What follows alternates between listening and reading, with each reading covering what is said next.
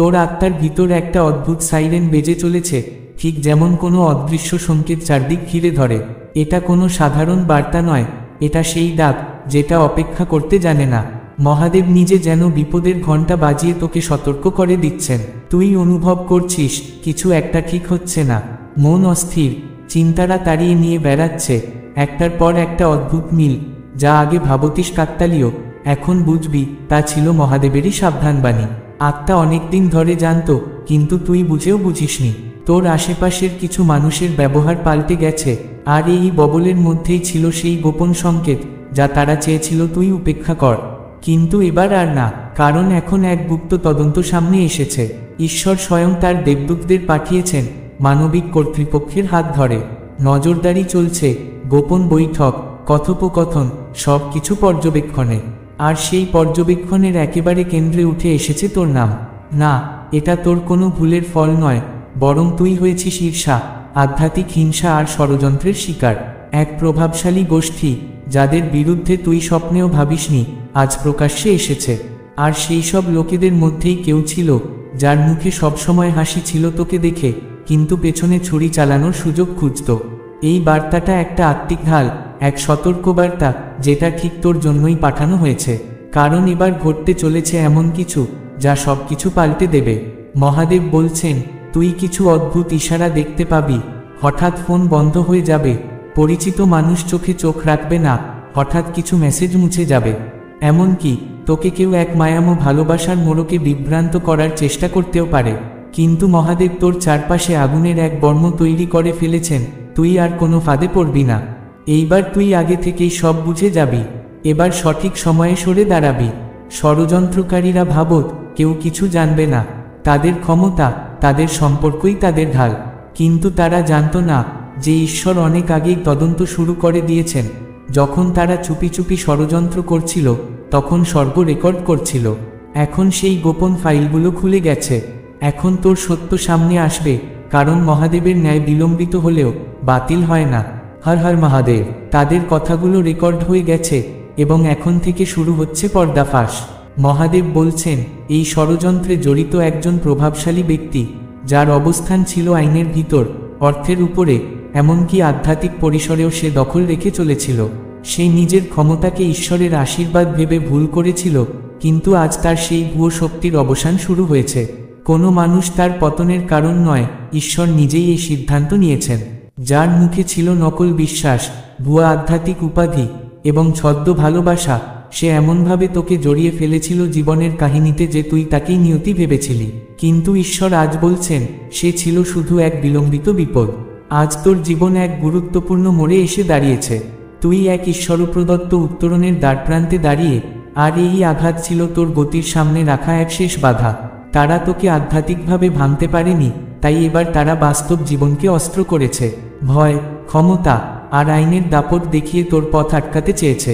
কিন্তু যেদিন ঈশ্বর বলেন, এবার যথেষ্ট, সেদিন সবচেয়ে সুদৃঢ় প্রাসাদও ভেঙে পড়ে।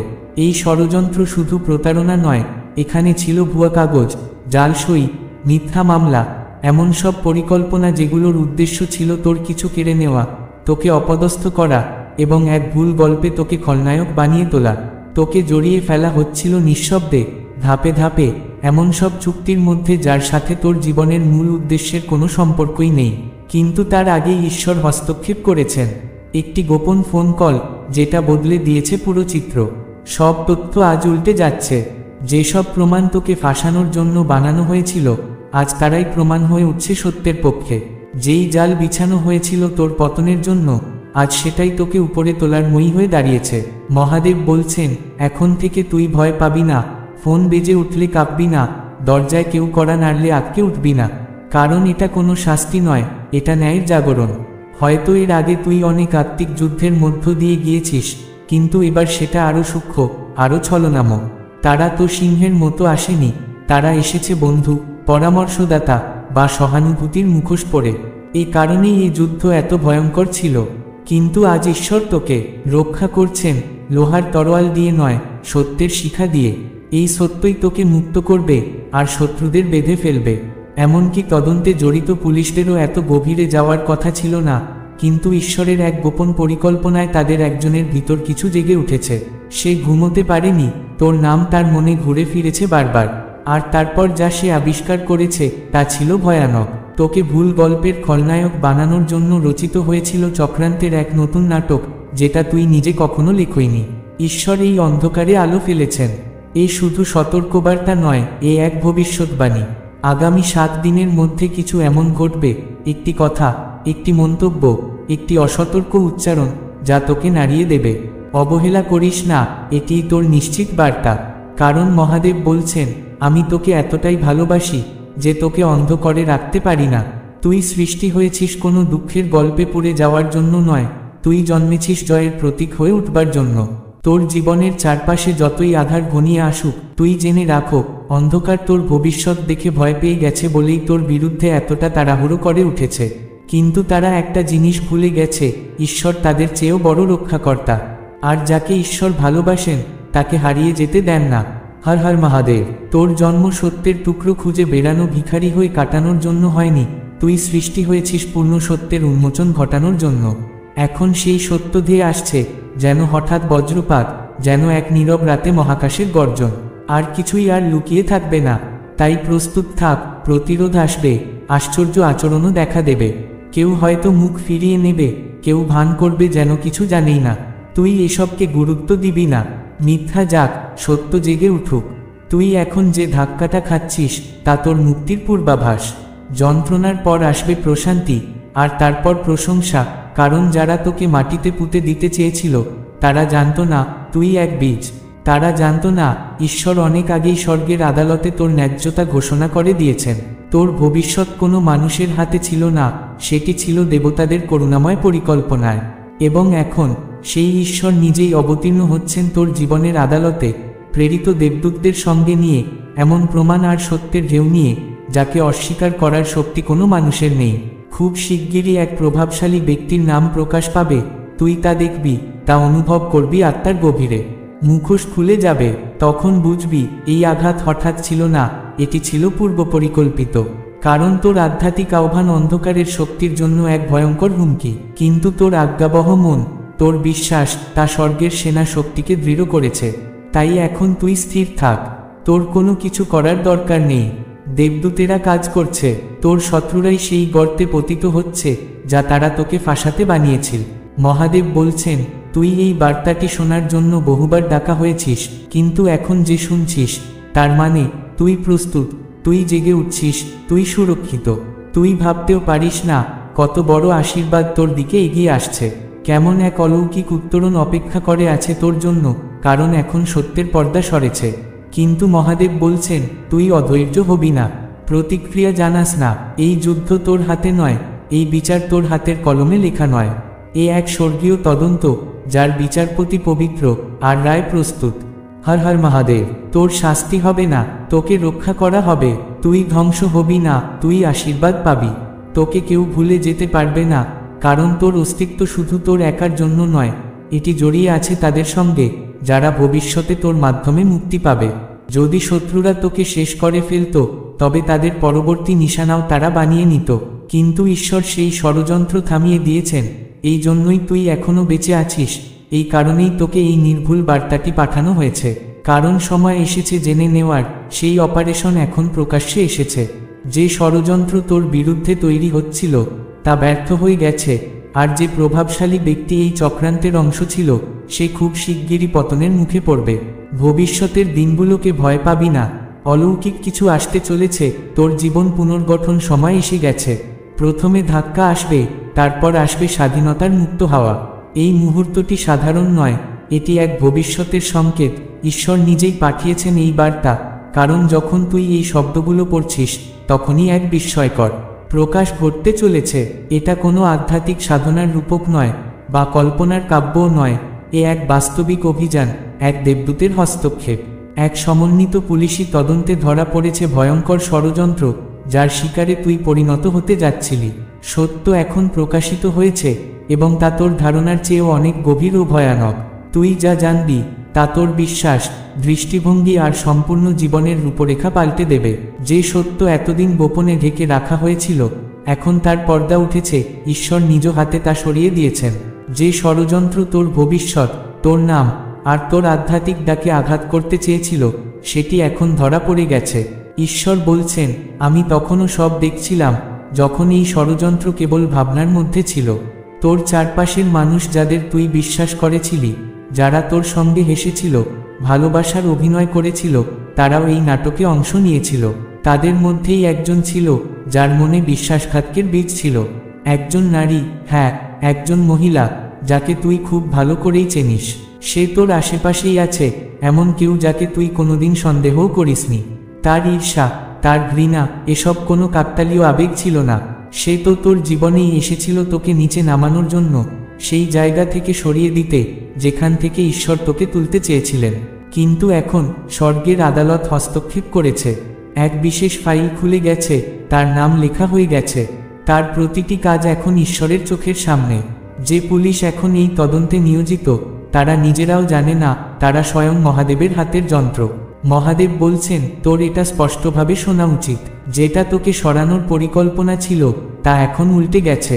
কিন্তু ধাক্কা এখনো শেষ হয়নি। তুই শীঘ্রই পাবি সেই প্রমাণ যেটার জন্য তুই গোপনে প্রার্থনা করেছিলি।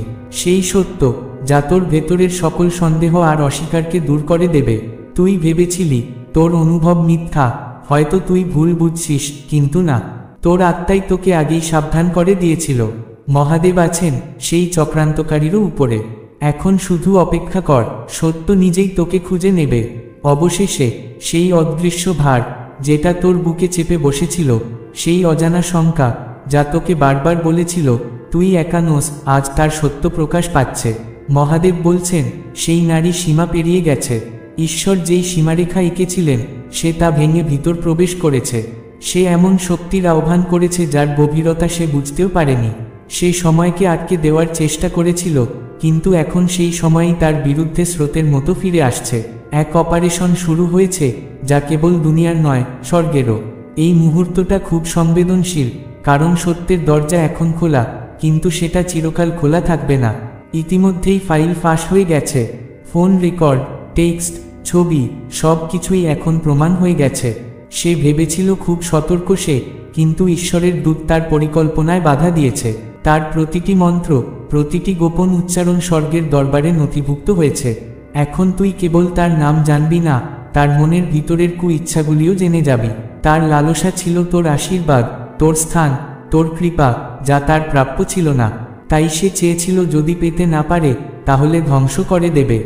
মহাদেব বলছেন, আমি তাকে অনুমতি দিয়েছিলাম যেন তোর সামনে আসে, তা যেন তোর উপলব্ধির পরীক্ষা হয়। এখন তাকে সরানো হচ্ছে, কিন্তু তোর হাতে নয়, স্বয়ং ঈশ্বরের আদেশে। কারণ তোর উপর মোহর বসানো আছে, তোকে রক্ষা করার জন্য স্বর্গ নির্বিচারে কাজ করে চলেছে। তার প্রতিটি শব্দ ছিল অস্ত্র, প্রতিটি প্রশ্ন ছিল ছদ্মবেশ, প্রতিটি হাসি ছিল বিশ্বাসঘাতকতা। এবং ভয়ঙ্কর ব্যাপার হচ্ছে, সে একা ছিল না, সে ছিল এক গোপন দলের অংশ যারা তোকে নামিয়ে আনতে চেয়েছিল। তারা ভাবত তোরা কেবল একজন মানুষ, কিন্তু তারা ভুলে গিয়েছিল তুই ঈশ্বরের নির্বাচিত সন্তান। এখন সেই অপারেশনের পরিণতিতে সেই দল তার মুখোশ খুলে গেছে। পুলিশ যা ভেবেছিল সাধারণ ঘটনা, তা এখন এক বিস্ফোরক ষড়যন্ত্রের রূপ নিয়েছে। যার কেন্দ্রে তুই আছিস, একটা টার্গেট হিসেবে, সেই ব্যক্তি হিসেবে যার পতন নিয়ে গোপন গ্রুপে আলোচনা চলত। এবং সবচেয়ে কষ্টের কথা, কেউ কেউ যারা তোকে সাবধান করত, তারাই ছিল সেই চক্রান্তের অংশ। কিন্তু মহাদেব বলছেন, বিচার শুরু হয়েছে। শুধু শাস্তি নয়, পূর্ণ প্রকাশও। কারণ এটা কেবল তোর রক্ষা নয়, এটা তোর পরবর্তী উন্নয়নের প্রস্তুতি। তুই যখন শুনবি সেই গোপন রেকর্ডিং, দেখবি স্ক্রিনশট, অনুভব করবি কিভাবে আধ্যাত্মিক আক্রমণ বাস্তব প্রমাণের রূপ নিয়েছে, তখন তুই অন্যভাবে চলবি, অন্যভাবে ভাববি, অন্যভাবে বাঁচবি। এটাই সেই মুহূর্ত যেখানে ঈশ্বর তোকে বলে দিচ্ছেন, দেখ, আমি চুপচাপ থেকেও সব দেখেছি, আর এখন আমি নিজে নেমে এসেছি তোকে ন্যায় দেওয়ার জন্য। সেই সমস্ত লোক যারা তোকে নিয়ে সন্দেহ করত, তারা ফিরবে লজ্জায় নত হয়ে। যারা তোর ভয়কে কল্পনা বলতো, তারাই এখন তোকে বলবে, তুই ঠিক ছিলি, তুই একা ছিলি না, এক মুহূর্তের জন্যও না। তুই যতটুকু জানিস, ঘটনা তার অনেক বাইরে গিয়ে দাঁড়িয়েছে। মনে রাখিস, ঈশ্বর তোকে প্রতিশোধের আগুনে পুড়তে দেননি, তিনি তোকে উন্নতির আগুনে শুদ্ধ করছেন। যেখান থেকে তোর জীবন একবার নড়ে উঠেছিল, এখন সেই জায়গা থেকেই শুরু হচ্ছে এক নতুন যাত্রা। তোকে সব বিপদের মধ্য থেকে টেনে তুলে নিয়ে যাওয়া হচ্ছে ভাগ্যের দরজার দিকে। যারা তোকে আটকাতে চেয়েছিল, আজ তাদের পথ রুদ্ধ করে দিয়েছে স্বর্গ নিজে। এবার তুই এক অদ্ভুত পরিবর্তনের স্রোতে ভাসবি। কিছু মানুষ নিজে থেকেই দূরে সরে যাবে, কিছু সম্পর্ক নিজে থেকেই ভেঙে পড়বে। তুই ভাবিস না এটা তোর প্রতি অবহেলা, এটা ঈশ্বরের পক্ষ থেকে এক পবিত্র বিচ্ছেদ। যারা চলে যাচ্ছে তাদের আঁকড়ে ধরিস না, যারা পালিয়ে যাচ্ছে তাদের খোঁজ করিস না, কারণ এই সময়টা খুবই অলৌকিক, যেখানে দেবদূতরাও তোকে ঘিরে এগিয়ে চলেছে। পৃথিবীকে ইতিমধ্যে ঈশ্বরের পরিকল্পনা মেনে চলার আদেশ দেওয়া হয়েছে। এখন আর চুপ থাকার সময় নয়, ভান করে বাঁচার সময়ও শেষ। এই সময়ে আর তুই নিজেকে গোপন করে রাখতে পারবি না। তোর রক্ষা হবে শুধু একটাই জিনিস দিয়ে, সত্য। আর সেই সত্য এবার নদীর মতো প্রবাহিত হতে শুরু করেছে। প্রমাণের ঢেউ উঠেছে, কোনো এক ফেলে দেওয়া মেসেজ, মুছে ফেলা স্ক্রিনশট, একটা ফোন, একটা ল্যাপটপ, একটা রেকর্ড, সব উঠে আসছে আবার। এমন একজন নারী যে নিজের গোপন দিকগুলো ভালোমতো ঢাকতে পারেনি, এমন একজন ব্যক্তি যার উপর সে ভরসা করেছিল অথচ সে রাতে ঘুমোতে পারেনি, সেই এখন সাক্ষ্য দিতে যাচ্ছে।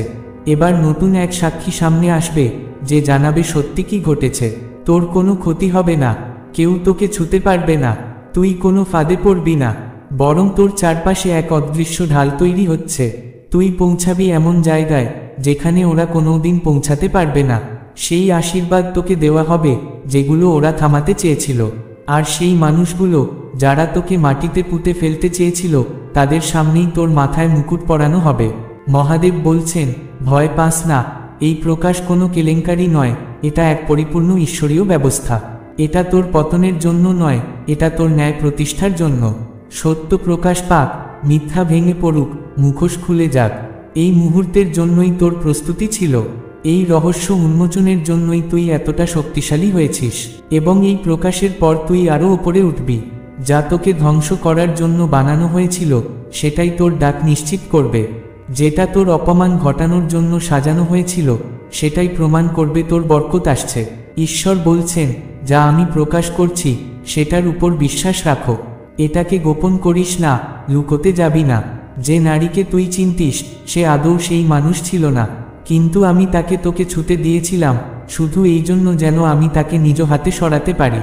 তুই দেখবি সে গল্প বদলানোর চেষ্টা করছে, নিজেকে নির্দোষ প্রমাণ করতে চাইছে, কিন্তু তুই কিছু বলিস না, তুই প্রতিক্রিয়া দিবি না, তুই নিজেকে ব্যাখ্যা করবি না। কারণ আমি তোর ঈশ্বর, তোর রক্ষাকর্তা, তোর আইনজীবী, তোর সাক্ষী। আমি জানি কোন সিদ্ধান্ত তোর জন্য ঠিক। আমি দেখেছি সে কি করেছিল, আমি শুনেছি সে কি বলেছিল, আমি জানতাম সে কি চেয়েছিল, আর আমি তাকে থামিয়ে দিয়েছি। এখন আমি তোকে বলছি, তুই কেন নিরাপত্তাহীনতা অনুভব করছিলি, কেন তোর শান্তি ভেঙে গিয়েছিল, কেন সব কিছু এলোমেলো লাগছিল? কারণ সেই নারী তোর জীবনে এসেছিল তোর উদ্দেশ্যকে বাধা দেওয়ার জন্য, কিন্তু সে সফল হয়নি। এখন সত্যকে অস্বীকার করা যাবে না, কারণ যা আসছে তা কোনো মানুষের তৈরি দলিল নয়, এটা ঈশ্বরের পাঠানো নথি। হয়তো সেটা আসবে এক স্বপ্নের মাধ্যমে, হঠাৎ শোনা একটা কথোপকথন, একটা ইমেইল, বা একটি হঠাৎ উচ্চারণে, কিন্তু তুই বুঝে যাবি এটা স্বয়ং ঈশ্বরের পক্ষ থেকে পাঠানো হয়েছে। আর যেদিন সেই মুহূর্ত আসবে সেদিন নিজেকে মনে করিয়ে দিবি, আমি পাগল ছিলাম না, আমি ভবিষ্যৎ বক্তা। আমি নাটকীয় ছিলাম না, আমি সজ্ঞান ছিলাম। আমাকে শাস্তি দেওয়া হচ্ছিল না, আমাকে রক্ষা করা হচ্ছিল। কারণ যে ঈশ্বর তোকে গর্ভে গড়ে তুলেছিলেন তিনিই আজ তোর চারপাশে এক অদৃশ্য প্রাচীর তৈরি করেছেন, যার ভেতরে আর কোনো জাদু, কোনো মিথ্যে, কোনো চাতুর্য প্রবেশ করতে পারবে না। পৃথিবীর পুলিশ কিছুটা প্রকাশ করেছে, কিন্তু স্বর্গ সবটাই খুলে দিয়েছে। আর মহাদেব বলছেন, এটাই তো কেবল শুরু।